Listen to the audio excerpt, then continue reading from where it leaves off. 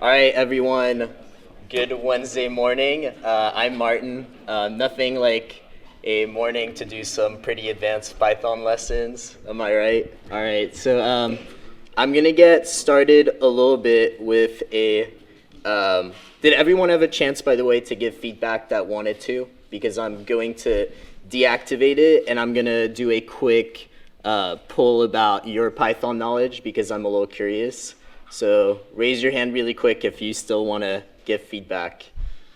All right, so then I will deactivate this poll, and let's do a quick poll for, so you can still go to the same website, or I don't think you have to refresh it. I'm just curious about everyone's Python skills.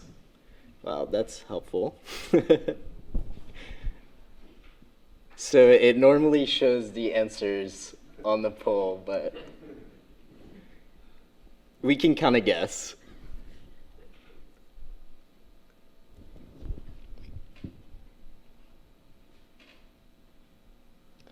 All right, so I'm going to guess most people chose intermediate. Is that what it looks like? Yeah, okay. So hopefully that clears up for later polls, but all right, so we'll get started. So if everyone can go to their notebook that they were working on. And so we're going to start with sets. So sets is another type of data in Python, and so it's denoted with these curly brackets. And so we can start, for example, creating a set, and let's name it primes.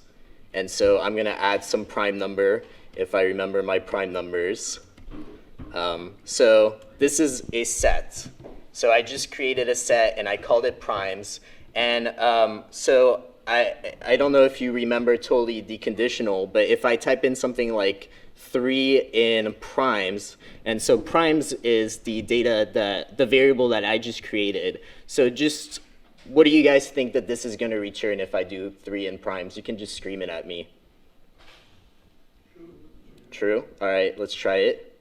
All right, looks like we remember our conditional lessons, and just curious, what if I do 4 in primes? You can just scream it at me. All right, hearing some false. All right, so we're all good with that. So, and we can combine it with the print functions from before, so I can say is 3 in primes, question mark, and then I can just do comma 3 in primes. And so the first is the string that prints out, and the second is the result of that Boolean that prints out as well.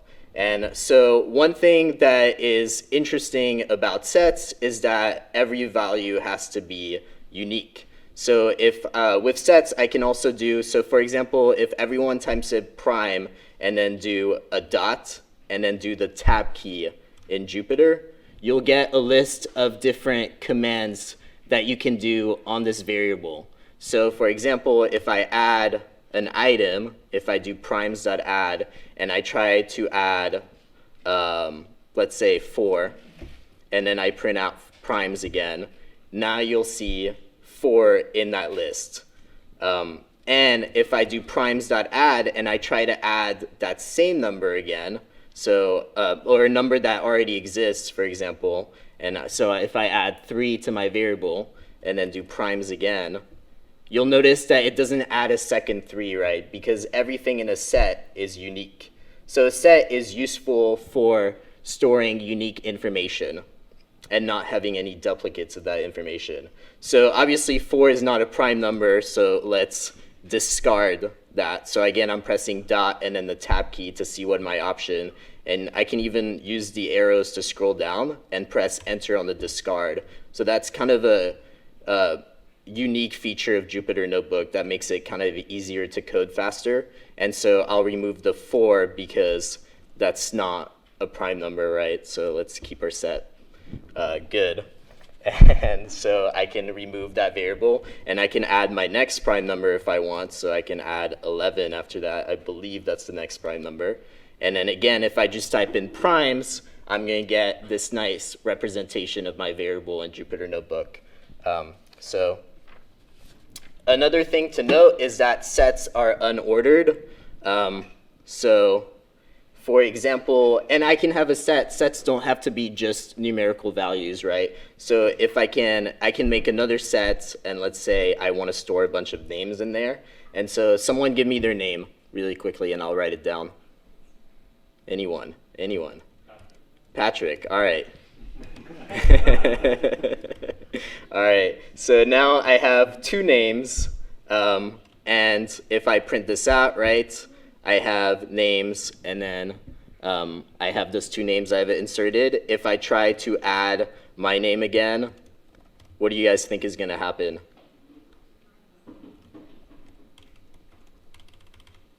I heard some answers, and I think they were correct, so yeah. Doesn't add it a second time, which kind of separated from a list, right? If I have a list of names, let's say,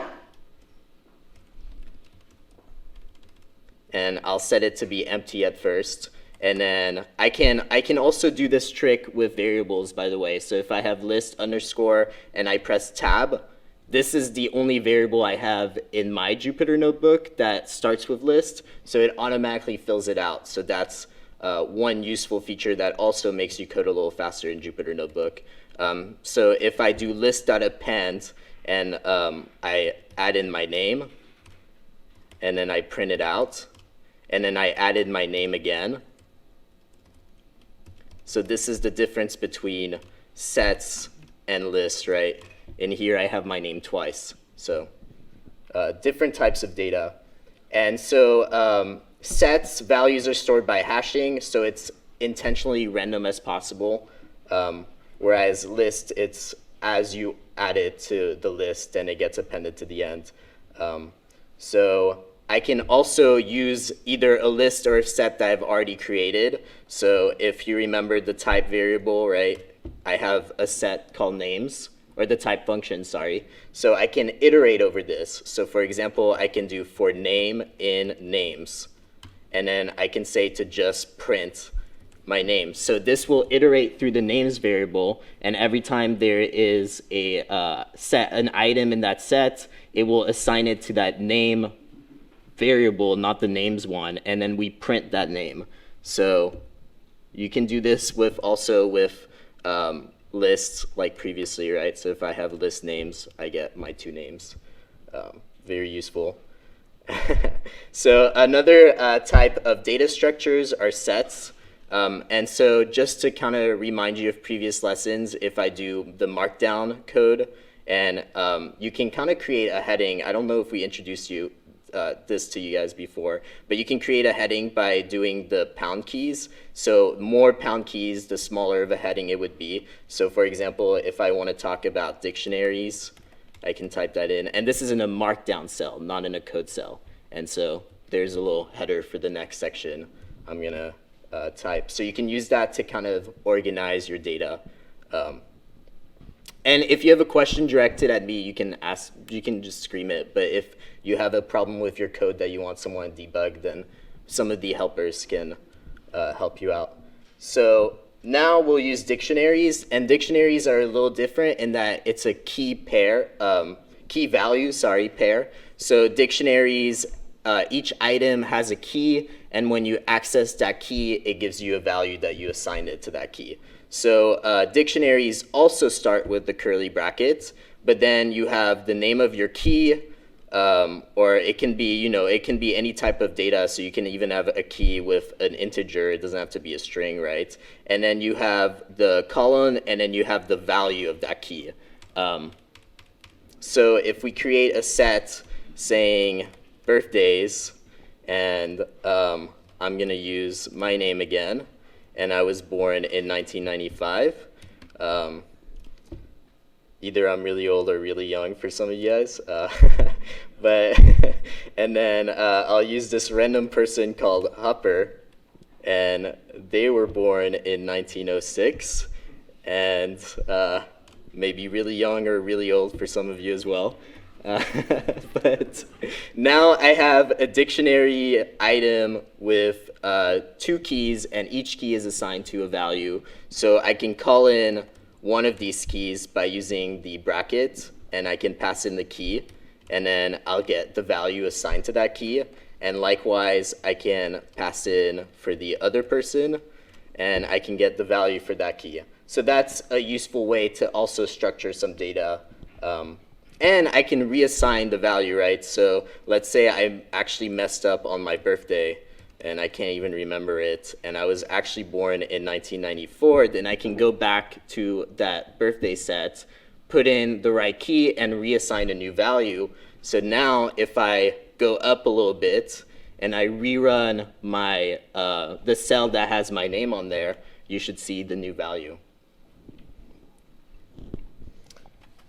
All right, and then so dictionary is pretty useful to structure your data, and the keys are immutable, so you shouldn't be changing them as you go along with your code. You can also use a data structure called a tuple. So a tuple is demarked by parentheses. And so if I have a tuple of 3 numbers and a string, that's one way to make a tuple. And then I can assign this to a variable as well, and then print that. And then I can also call an item from that tuple with the brackets. And so you can use tuple as dictionary keys. So if I do the birthdays, and if I pass, so when I created birthdays, if you remember, I have 2 keys right now. But I can also create a new key by just opening up that bracket and directly typing a key that doesn't exist yet. So if I want my key to be a tuple, for example, and I want that value to return to, let's say, 0, that variable doesn't really make sense in this sense anymore, because I have a birthday with a tuple key that returns a 0. So, but it's still possible. You can have a key that is a tuple. So your keys can be any type of data, is the point, I guess, that we're trying to make. And I can do, if I spell it right, I can do birthdays, press the tab, and you'll notice that there's something called pop. So that's how you can remove an item from your dictionary. So instead of trying to copy and paste this long item, I'm just going to pop the one that matches that tuple variable. And you'll notice that when you pop it, it returns the value that variable had. But if I now access my birthdays variable, it only has those 2 birthdays. So then we can mix that with some of our previous lessons, so we can make a loop. So for example, you can start a loop with, actually I'm going to kind of veer off the lesson a little bit, and I'm going to show you an interesting iterator with sets. So if I do for key value, and so this is a tuple, in my loop that I'm getting. So I'm getting 2 variables out. And if I do that in birthdays.items, I can print, as I go through the loop, just to kind of show you guys what's happening, I can print key and then the key variable, and I can also print value and then the value variable. And so you'll notice that it goes through a key value pair, and it'll print out the key that you have for that item in the dictionary, and its assigned value throughout the entire birthdays dictionary variable. So that's a useful iterator with sets as well. And you could, with this in mind, we can change it a little bit and make it more interesting. So we could say the value item, or sorry, the key item was born in, and then the value item. And then you get something that makes more sense, and now that you know that Hopper was born in 1906, which is very important. So with all these data structures in mind, let's try a little example of how you could create a histogram. So I'm like to structure my Jupyter notebooks. So let's do example histograms. It makes it easy to return to a cell later down the road. So let's say I have a numbers variable, and I have a bunch of numbers in there. Some are repeated, and this is a list, right? Sure. Doesn't have to be these exact. You can kind of fill your own, you know. And then let's say I want to make an histogram out of this. So I can use the dictionary data type, because if you remember in the dictionary data type, every key is unique, right? So I can go through this list, and every time I get that specific key, I can increase, like that same number, I can increase a count for that. So I can make a key value pair where the key is the number of interest and the value is how many times that number shows up. So that's actually pretty easy to do in Python. So for example, for number in numbers, so that's that iterator that will go through that number list, and every time there's a number or an item, it assigns it to the number variable that we just made in this for loop. And so we have to be able to create that key first, right? So at first, if we have a dummy variable, well, it will be important later, but if we set a variable to be a dictionary, that dictionary doesn't really have any keys. So in order to create a key every time a new number comes in, right, a new key, we have to first check if that key exists, right? So we can say if number not in count, and that's checking the keys in that count dictionary, right? And so that will return, this statement will pass if number doesn't currently exist as a key in that dictionary. So if it doesn't exist, we want to add it, right? So we want to use that count dictionary and set the count to 1, because if we just got to it, that means we already have one instance of this number. But if we've already accessed it, then we want to add like if we go to it again, then we want to add another count to this number. So we can say count number, and then we can do, so there's two ways to do this. In the code that we send you, we use the previous value of count number and then add 1. But actually, and so I'll run it just to show you guys. And then if I do count, now I have, for each key, I have the number of times that key was present, right? But I can actually restructure this code and make it a little easier and do plus equals 1, and that will give me the same thing. So that's one way that you can shorten code in Python as well.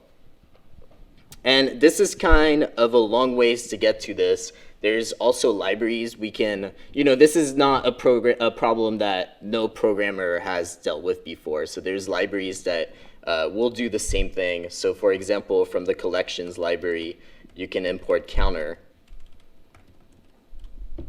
And then you can say print counter of numbers.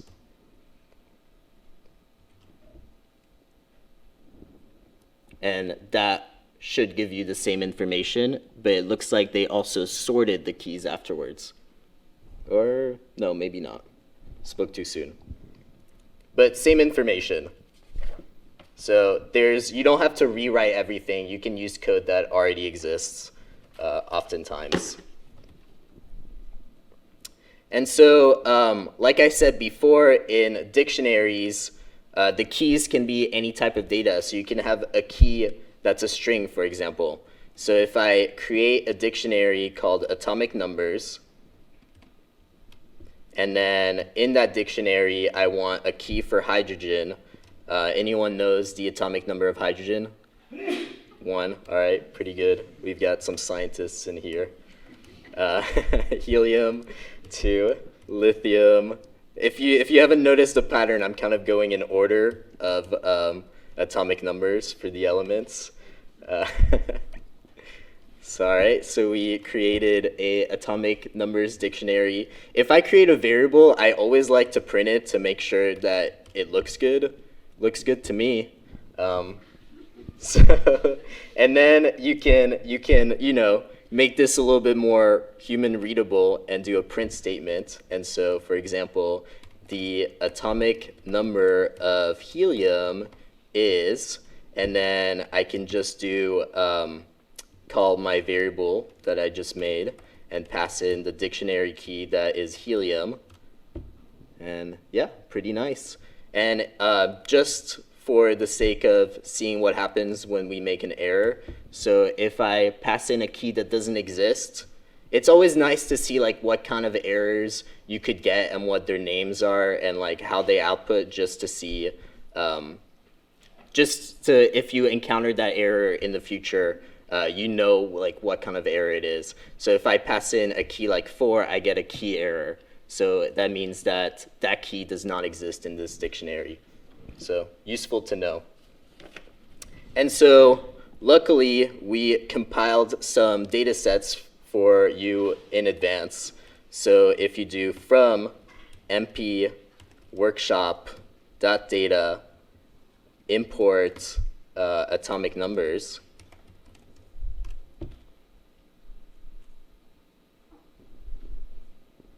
and then run that, there you go. It's a big data set. And then, you can see what this data set looks like. So it looks like it's a dictionary with all the elements and their atomic numbers. That kind of makes sense from the name. So I also, every time I import some type of data structure, I like to look at it to see if I can tell, what it is. It makes it easier to work with.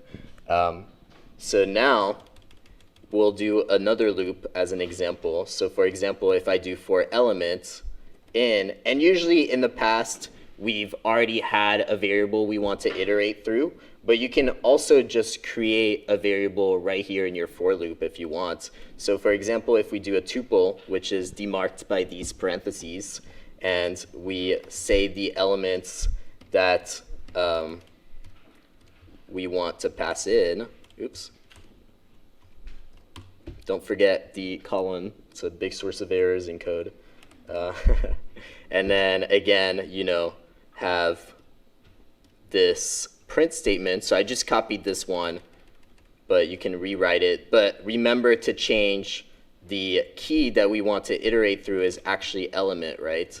Because the element is the value that changes as you iterate in that tuple. And so if you print this statement, you'll get some nice readable data.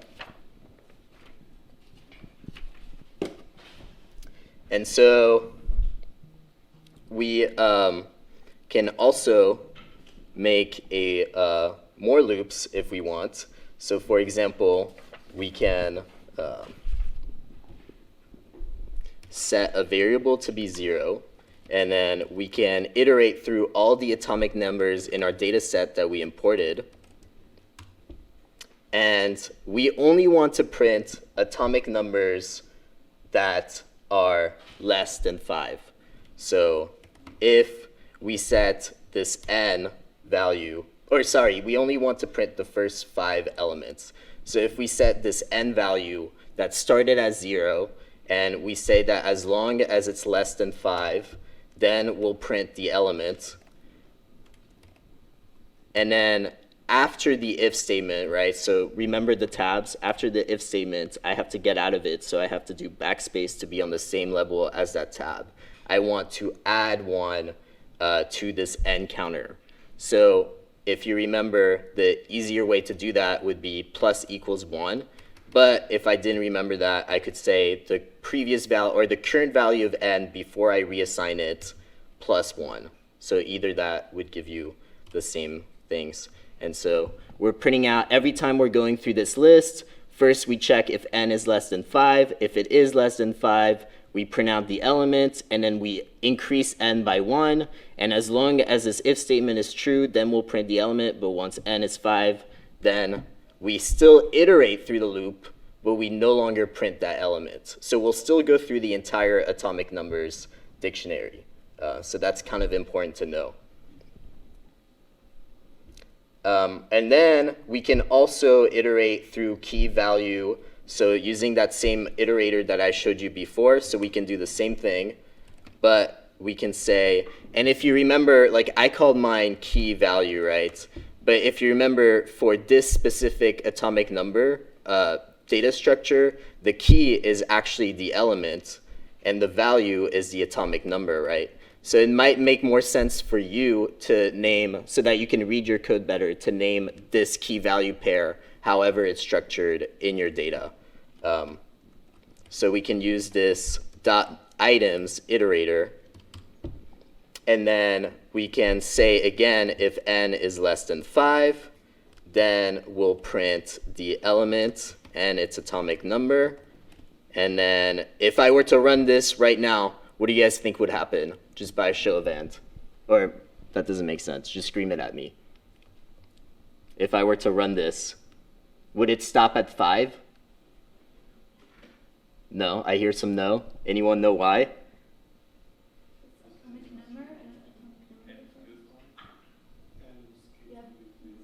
Exactly right. N stays at 0 because I've never increased the, and I made another error as well. I didn't name my variable correctly. So I never increased n by 1, right, every time I ran through this loop. So n was always 0. So because n is always 0, it always prints this, right? So that's another source of bugs in your loop. You have to remember that if you have a variable like that, you should try to increment it. All right. So there is an exercise in the lesson, in the notebook that you have. So if you can go into the notebook that is sets and dictionaries, and at the very end, I'm not sure if this is maybe too advanced or not advanced enough, but let's try to give it a shot. So pretty much you're given a variable that has a list of tuples. And in that tuple, there's an element followed by its atomic weight, right? And so we picked a specific molecule for you guys. So let's start with methane. And then I want you to try to calculate the atomic weight. So if you remember, the atomic weight is just the element, how many times it appears, time its atomic weight. That's the molecular weight, sorry, of a molecule is that. So if you think, I'm going to give like maybe 2 minutes, and if you think if you can do that problem, try it, and then we'll walk through it. But I think 2 minutes might be enough. And one way to test that is that I'll leave a poll open where you can type in your answer. And let's do methane, not aminothiazole for now. Even though I think it tells you the answer, but don't look at that.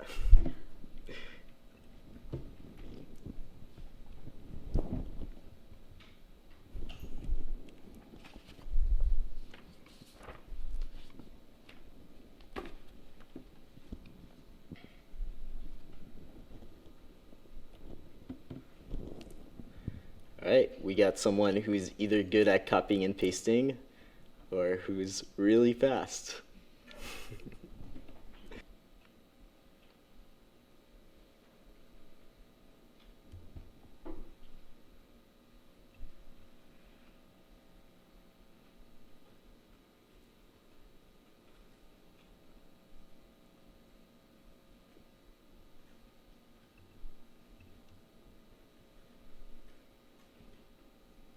All right, so I think we'll go through it. We got one correct answer. Oh, one just came in. All right, 2 correct answers. Good job. So in this data structure, we're going through the molecule variable, and the molecule variable is actually the same as methane. So for every pair, we're getting an element and how many times that element is in that molecule, right? So if we start with a molecular weight of 0, we need to add onto it its atomic weight times how many times it appears in that molecule, right? So we can do number, which is how many times it appears in that molecule, times its atomic weight. So if we remember our atomic weights data, we can just pull the element key for it, right? And then, so with one line, we can then print our molecular weight variable, and there we go, 16.04246. And if we really want to try a challenge, we could just replace that with the other molecule and then run it again, and there we go, 100.14. So that gives us a nice code. And with that, we'll wrap up the, so maybe sig figs weren't too accurate. But with that, we'll wrap up this lesson with one more poll. And so I'm just curious if you guys remember what the difference between a set and a list is. I'm going to assume that that's the true answer.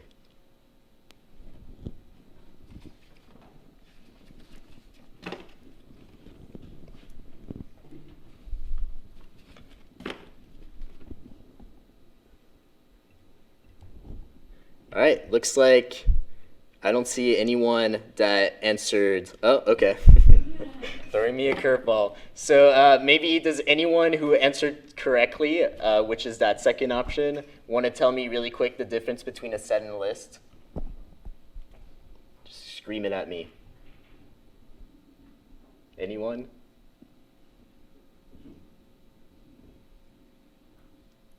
It's a game of who can stay silent longer, right? All right. Well, if you remember, in a set, every item has to be unique. It can't be repeated. So that's the difference between a set and a list. All right. And with that, we'll move on to comprehensions. So in the past, if you remember, we showed you kind of actually right here, right, like a more complex way of writing a loop. But you can actually, with list comprehension, you can create a list in a more easily to read way and with less lines of code. So for example, in if just to remind you guys what this range function does, if I do range of 4, okay, well that's not too helpful, but if I do a for loop of some variable, right, in range of 4 and then print that variable, I get the first four integers starting from 0, right? So 0, 1, 2, 3. So that's something to remember, is that you put 4 in range, but it doesn't end with 4, right? Because it starts to count at 0. So if I wanted to create a list called Z, and I wanted to iterate through the first 4 integers and add them to my list of Z, I could go, like in the previous way that we learned, I could go for number in range of 4, and I could say Z.append number, right? And then at the end, I could print Z. And so I get a list of the first 4 integers in Z. So I can do the same thing in one line of code. So I can say Z is equal to a list, and then I can say number for number in range of 4. And then if I print Z, I get the exact same thing. So it's a more succinct way of writing code. And you can actually, it doesn't just stop there, right? So I can make more than just that operation. Right now I'm just making a list of items with just number, but let's say I wanted to cube it. So I could do, by the way, in Python, the double star key is cube, right? So if I have 3, or it is to the power of, so if I have 3 double star 3, I'll get 3 cubed. So if I wanted Z to print out the first 4 integers cubed, starting at 0, I could do this.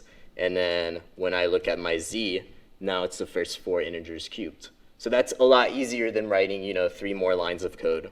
And I can combine it with some type of conditionals. So for example, if I wanted the first 9 or the first 10 integers squared, but to only append those first 10 integers if that integers was divisible by 2, or if it's even pretty much, then I could do something like z is equal to number squared, right, for number in a range of 10 this time.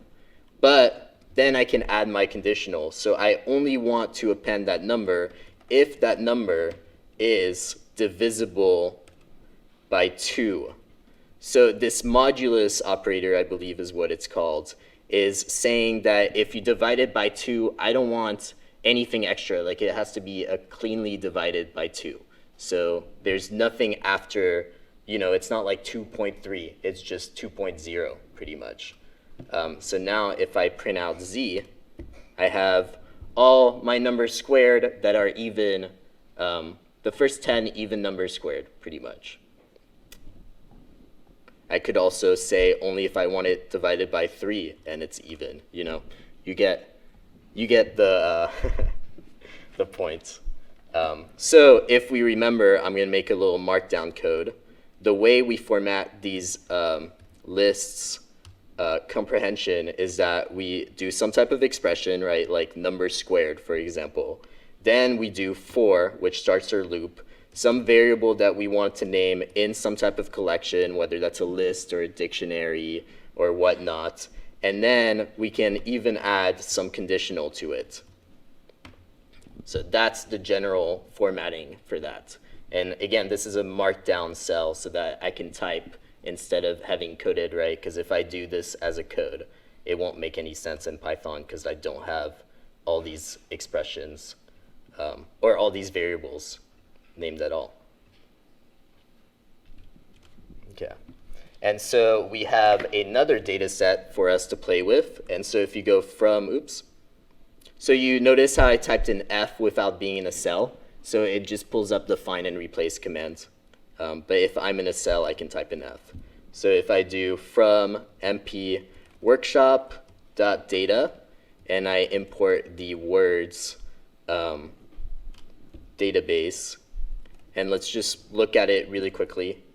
So it looks like it's a list of a lot of words, or, I don't know if this is a word, but it's a list of text at least. And it looks like there's some type of formatting that was associated. So usually -n is like the sign for a new line.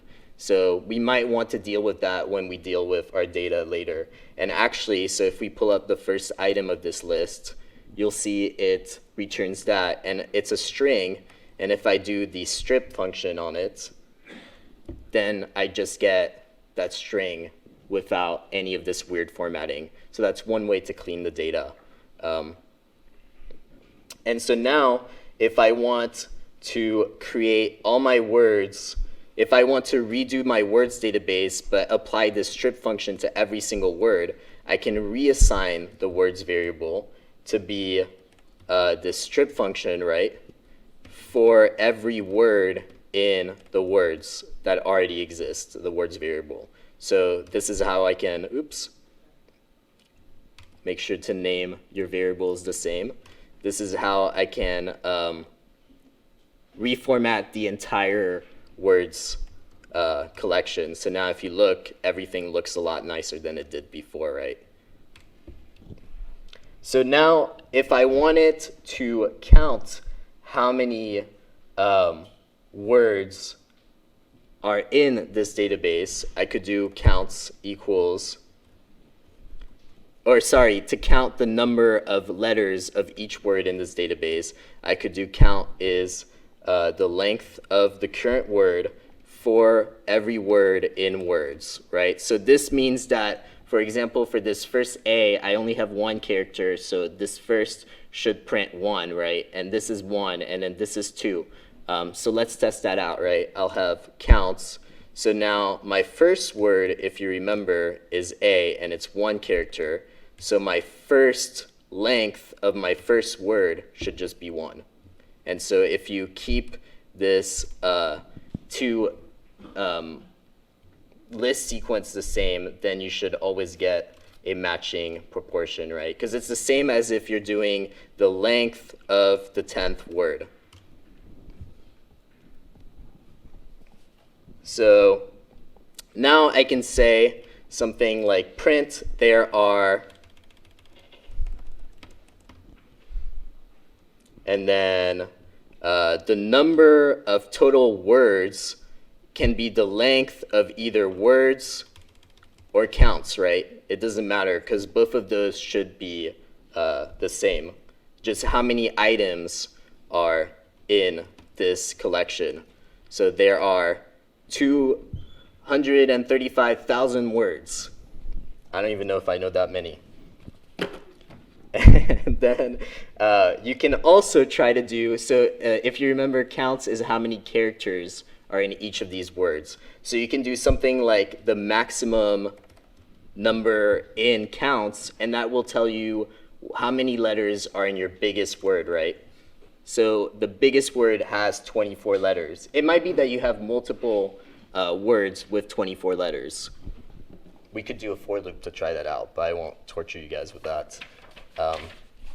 And then we can also make use of other variables. So for example, if I import the math, or sorry, other functions, if I import the math function, I can do something like an average that's built into the math function. So if I sum all the counts and I divide it by the length of, average is this variable I'm creating, and it's, so if I sum all the counts, I'm summing how many, every time I'm going through the counts variable, right, I'm summing like the total letters pretty much available in this entire database. And if I divide it by the number of items, then I'll get the average letter per word. So I believe, but I'm not too sure, there's a similar function in the math library, but let's try it out. So I can do math dot, and it looks like there isn't, so lied about that, but I'm sure someone's built it somewhere. And then I can do the same thing with the variance, and I can sum x minus average that we just created, right? But we haven't assigned the average value yet, I mean the x value yet. And then I can say square that. Gotta rearrange my bracket. Square this value. Again, I still do not have an x value created, but now I can make this x value, and this x is gonna take in every item in counts as it iterates through that. And then at the very end, I'm going to divide it by the amount of item in this data. So that's one way to create a variance. Oh, and you have to square root it. So that's where this math, to get the standard deviation, you have to square root it. So that's where this math.square root comes in. Gives us a nice way to do that. But if you remember the star star, you could also do variance 1 divided by 2, and that would give you the same thing, right? Variance to the power of 1/2 is the standard deviation. All right, now we have a lot of practice with list comprehension. Let's do a little conditional. So if I do special count is equal to the length of W for W in words, so every item in this words is going to be assigned to W as it iterates it, and I'm adding W to this list that I just created. If the length of W, the amount of characters in that word, is greater than 10, and that's right, we can throw 2 conditionals in. It's even more fun. And that word ends with the character Y. I'm going to count how many times that happened in the special count. And so that means that I have 12,000 words that are greater than 10 characters and end with Y. So you can kind of see how list comprehension can save you a lot of time coding, and it makes it pretty easy to read as well. So that's definitely some big benefits of that. And we can try the same thing, same exact problem, but without a list comprehension, just to see how many lines of codes that would be and if it's easier for us to read. So if the length of that word is greater than 10 and w dot ends with, so that word ends with y. And I want to show you another Jupyter trick. So let's say I put in y, which makes it appear to be some variable, right? But I never set that y before, and I want to convert that to a string really quickly in Jupyter. I can double click on the y to select it, and then I can just type in, for example, type in the quotation marks, and it would surround it with the quotation marks. So that's one way also to fix up your code. And so then we can set our count, or we could do, plus equals 1. And then we can print the count at the end. So we're doing the exact same thing, but without a list comprehension. We get the same value, but a lot more lines of code and a lot harder to kind of figure out where you might have gone wrong. All right. And then we'll import another database as well as another library. So if we go from pprint, import pprint, and then, from mpworkshop.data, import the crystals data. If you remember, I always like to see what my data looks like. Sometimes it can be a problem if the data is really big, but in this case, it printed out fine. So it looks like I have something that starts with a bracket, so that denotes a list. And it looks like I have a list of various dictionaries, right? So if I can call, for example, the first item in my list by doing crystal 0, I get this dictionary. And you can know it's a dictionary if you put parentheses in front of it. So I can, again, circle or select this text and just type in parentheses, and it adds it on both sides. And I can do the type function, right? So I know it's a dictionary. So this dictionary looks like has various keys, space group, elements, chemsys, and pretty formula. So for example, if I want to go to the elements key to get its value in this structure, in the first item of the crystals list, I can do that, and you'll see we get another list, and I can call the 0th item of that list, and it looks like I get one element. So it's a pretty complex data structure.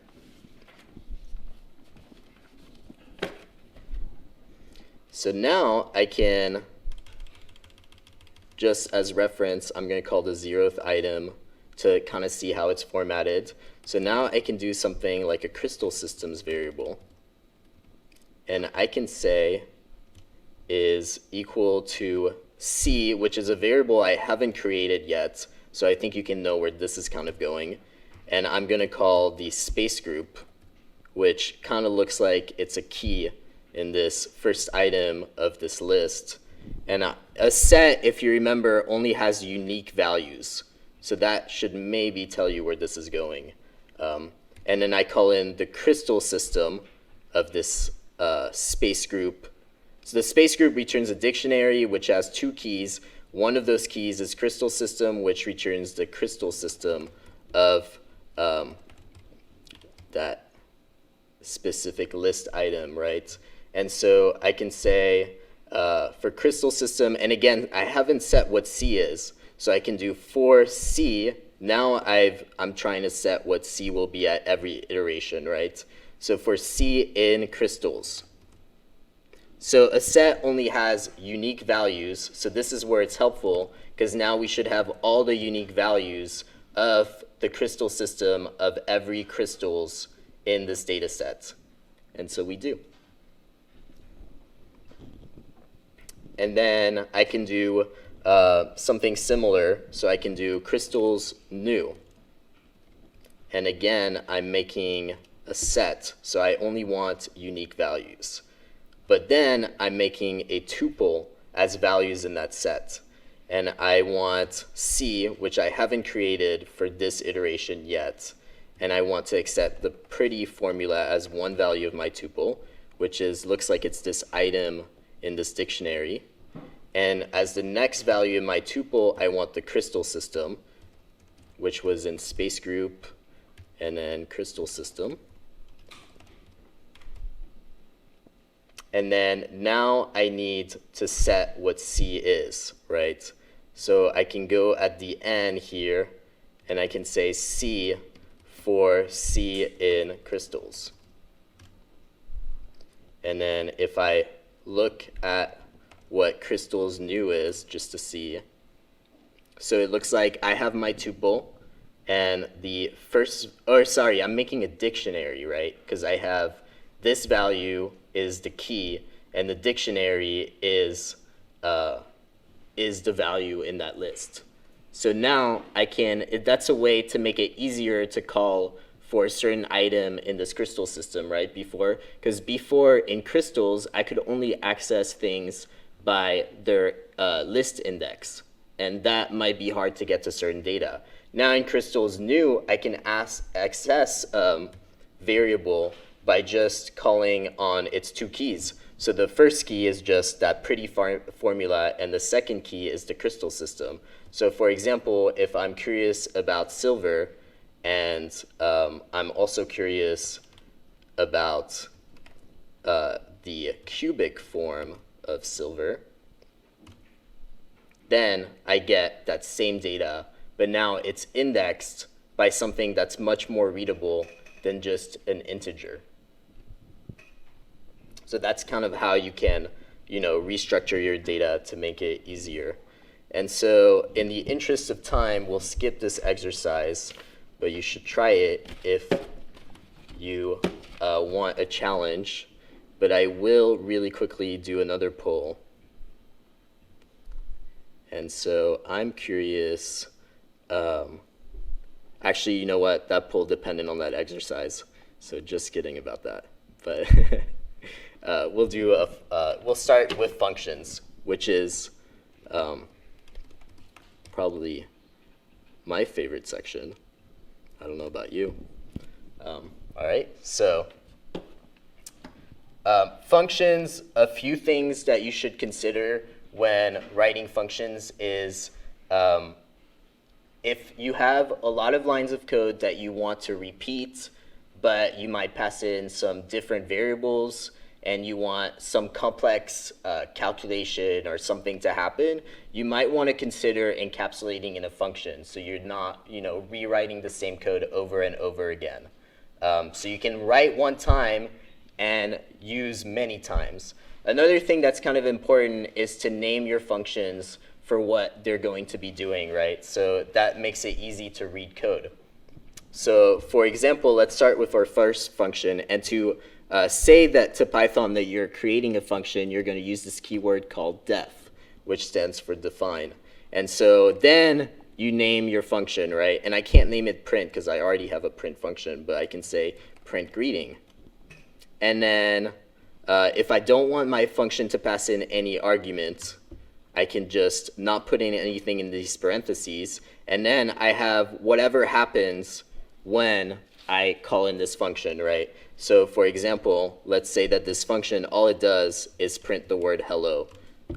So now I can do print greeting, and whatever happens in this function is happening, right? And I can do it as many times as I want. I can even make a loop. So for n in range 6, let's say, let's just call in the print greeting, right? And so I've called this function 6 times.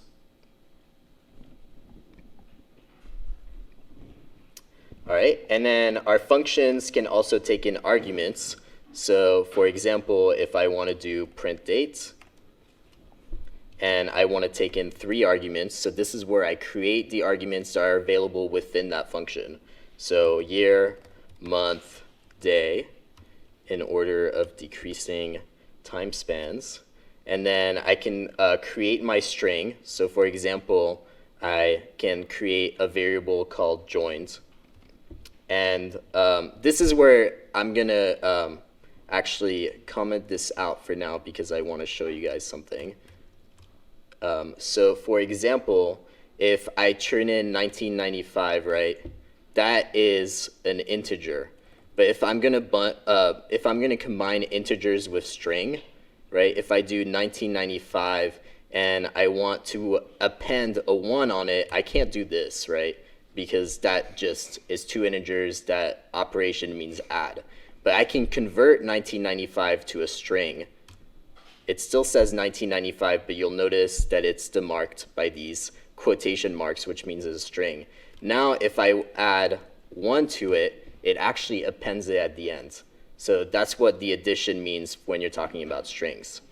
So now going back to this function, if I have joins, and if I were just to do this, right, if I were to take the year and then I wanted to append a parentheses, and then I want to take in the month, and I want to append a parentheses, and then I want to take in the day, and I want to append these in my join variable, and if I were to just print this statement afterwards, it would be great if we passed in strings for all of the variables, right, for year, month, and day.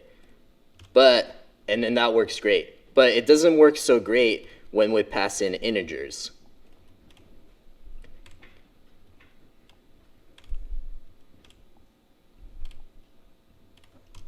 Right, we get an error because we can't do a plus operation for an integer and a string. So one way we can do that is we can convert all these variables, no matter how they put them in, as a string. And again, if you just select that variable and then do the open parentheses, you add them to each side in Jupyter Notebook. So now if I do that and I print the date, we convert them to string, and then we can append by using just the plus character. So we can have more advanced function, right? We can say a function for average, for example, and take in values. And we can say, so let's pretend that this values is going to be a list of values, right? So we can say if len values is 0, then we return none, because that means that they gave an empty list. But otherwise, if that's not the case, so that's like one way to catch an error, right? If that's not the case, then we want to sum the values and divide it by the length of values, because that gives you an average. So now if we call average and we give an empty list, we return none, so there's no output, right? But now if we put some numbers, we return the average of those numbers. And just for the sake of it, if we wanted to average 1, 3, 5, and the letter O, we would get a type error. All right? And so, you can combine that with all types of print statements to make it nice. You can also specify default values. So this is like another error catching thing. So you can specify default values in functions. So for example, if you have a function called mySum, and you take in values, and you also take in scale, you could leave it as scale, and then the person would have to enter a scale variable. Or you could say that maybe they don't want to enter a scale variable, and if they don't, then the default value is just 1. So this is where you can set default values as well. So then we have the rest of our loop. That plus equals, right? And then we multiply whatever item is passed in value times the scale factor, which is by default 1. And then we return the result. So now if we try it, my sum of 5, 6, we get 11 by default. But we can also type in a scale value, right? And now we get 22. So by default it's 1, but because you set it right up here on the where you're defining your variables for this function. But you can also manually set it if you don't have that. But if you didn't have this equals 1 and you were to run this just by itself without a second argument, oh, I think I have to, sorry, rerun this. There we go. Yeah, then you would get an error because you're missing one required positional argument, which is scale. And the nice thing about Python is that you don't have to have your variables in order as long as you name them before, right? So if I have scale ahead of time and I have 4 and then values and then, right, I'm flipping my argument, I can run this and it would still work as long as this matches one of the values here. So you don't have to have your variables in order when you call a function.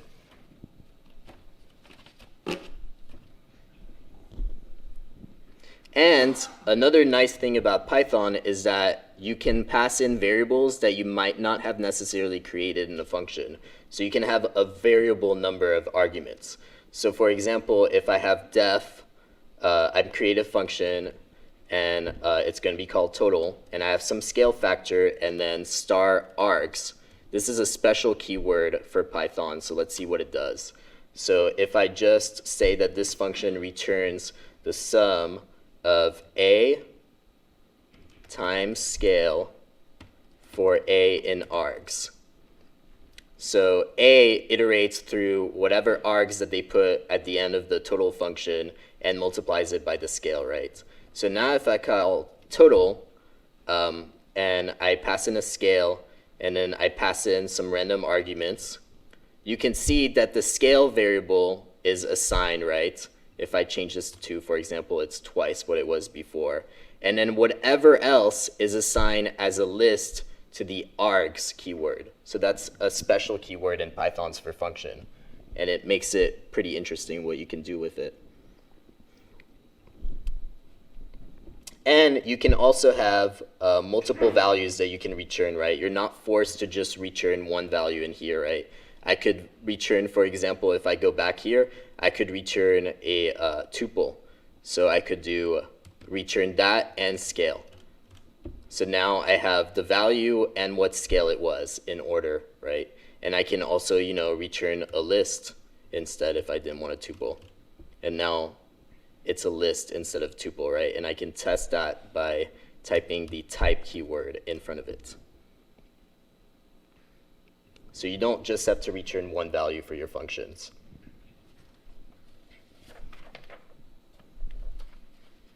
So maybe let's do, I think we have time for the first exercise. It's not too hard. So you have to create a function that takes a list of number as an argument and returns the first negative value in the list. So we kind of already created a rough skeleton of that code. So you're only allowed to take in values as an argument, and you have to iterate through something. And if something happens, then you return something. That's the skeleton code. So let's maybe take 2 minutes and see if I give you something, and instead of running this cell, right, because it's going to give me an error code, because this doesn't make sense.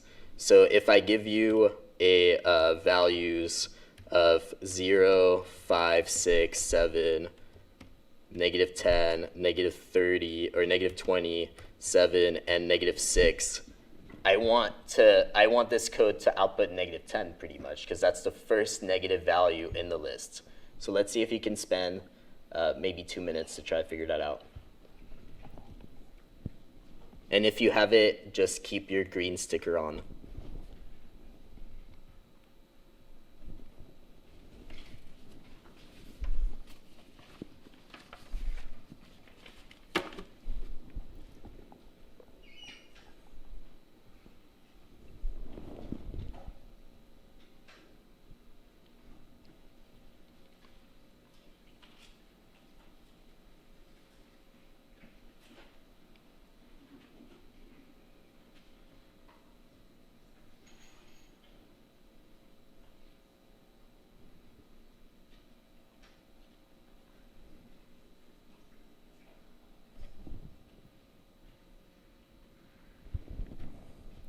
Does anyone have a solution that they feel brave enough to share? Maybe they can tell me what to, type in each blank. Anyone? Raise your hand if you think you have it. All right. Okay.